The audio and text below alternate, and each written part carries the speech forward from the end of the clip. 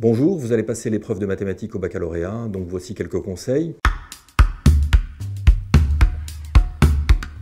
La veille, vous ne révisez pas, vous sortez et vous vous couchez tôt, vous dormez, c'est important.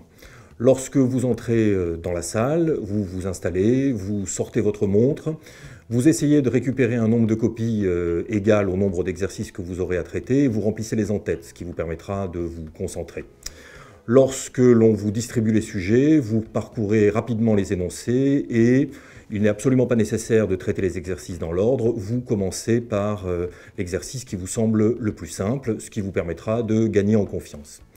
S'agissant de la gestion du temps, vous essayez de répartir équitablement le temps entre les exercices à traiter et surtout, vous ne passez pas 2 heures sur un même exercice. Ça n'est pas payant du tout.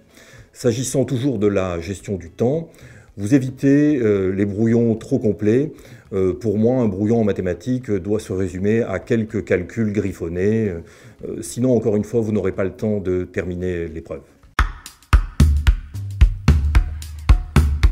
Il faut aussi garder à l'esprit que le correcteur doit être votre ami. Il aura beaucoup de copies à corriger, il faut que la vôtre sorte du lot et que vous lui donniez envie de la lire.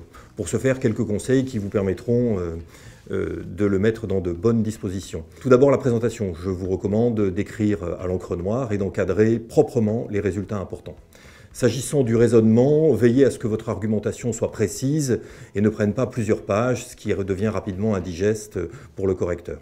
S'agissant des résultats, je vous recommande de vérifier leur validité régulièrement. Pour ce faire, vous pouvez utiliser votre machine à calculer intelligemment et vérifier la cohérence de vos résultats. Si par exemple vous obtenez une probabilité strictement supérieure à 1, c'est que votre résultat est faux, il faut donc recommencer. Je vous recommande aussi de régulièrement écrire sur l'énoncé les résultats numériques, ce qui vous permettra, si nécessaire, de les retrouver rapidement, en tous les cas plus rapidement que parmi vos copies doubles. Enfin, lorsque vous arrivez vers la fin de l'épreuve, s'il vous reste un petit peu de temps, je vous recommande de relire les passages sur lesquels vous avez quelques doutes, mais aussi de garder un peu de temps pour aller essayer de grappiller les quelques points sur lesquels vous pouvez faire la différence.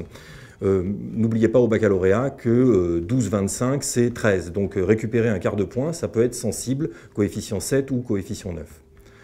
Enfin, si à la sortie de l'épreuve, un peu angoissé, vous avez l'impression que vous avez raté l'épreuve, dites-vous que vous n'êtes évidemment pas le seul dans ce cas-là et que les barèmes sont régulièrement revus afin d'harmoniser les notes. De toute façon, l'épreuve de mathématiques est terminée et vous êtes maintenant dans l'épreuve du lendemain. Il me reste à vous souhaiter de bonnes révisions et n'ayez pas peur, tout se passera bien.